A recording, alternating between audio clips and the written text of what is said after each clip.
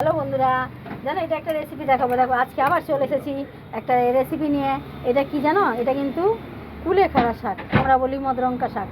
এটা কুলেখাড়া শাক, এটা খেলে কিন্তু খুবই উপকার। সবাই বলে রক্ত হয়, এই হয়, ওই হয়, সত্যিকারই উপকারী। আজকে নিরামিষই করবো। এটা রান্নাও করা যায়, বাটাও খাওয়া যায়, রসও খাওয়া যায়, ফুটিয়েও খাওয়া যায়, ওর অনেক রকমের পদ আছে। আর এটা আমি দেখো বেগুন আলু দিয়ে একটা চচ্চড়ি মতন করবো। সামান্য এক ফোঁটা তেল দিয়েছি, একটুখানি এই যে পাঁচফোড়ন দিয়ে দেবো। আর এবার আর কিছু দেবো না, দেখো ফোড়ন দিলাম আর লঙ্কার আলুটা, বেগুনের আলুটা দিয়ে দিলাম।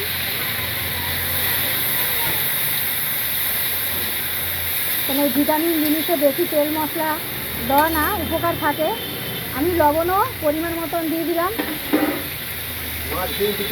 একটুখানি হলুদ দিলাম।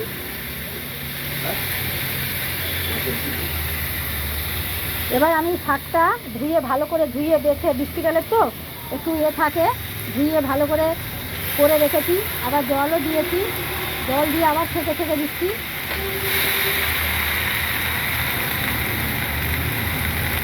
আমি ডাঁটা পাটা কিছু বাদ দিইনি, কেন অনেক দাম নিয়েছে আমাদের এখানে, এক আঁটি 10 টাকা নিয়েছে। ওই জন্য আমি ডাঁটা ফাঁটা সবই দিয়ে চচ্চড়ি দেখাচ্ছি। আপনাদের বাড়ি থাকলে আপনারা পাতা নেবেন, চেনা থাকলে সব দিয়েও খেতে পারেন। এখনকার তো এই সময় তো কচি অসুবিধা হয় না, খেতে খুবই ভালো লাগে। ছেঁকে ধুয়ে রেখেছি, তাও দেখো কত নোংরা বেরোচ্ছে শাকে।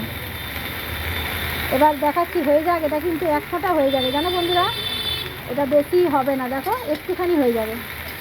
এই শুধু তো খাওয়া যায় না, এটা ছেলেমেয়েরা একটু এরকম রান্না করলে বুঝতে পারবে না, তাই জন্য এটা করা। তাই ভাবলাম বন্ধুদেরকেও শেয়ার করি যে কুলেখাড়া শাক খাওয়া কত ভালো, এই একটা রেসিপি করা যায়। ওনাদেরও এরকম দেখাই। এরা একটু এক ফোঁটা হয়ে যাবে, দেখেন, দেখতে থাকেন। দেখেন বন্ধুরা, এইটুকুনি কিন্তু হয়ে গেছে, দেখেছেন? আর জল কিন্তু নেই, এর জল কিন্তু রাখতে নেই, আর এর জল ফেলতে নেই।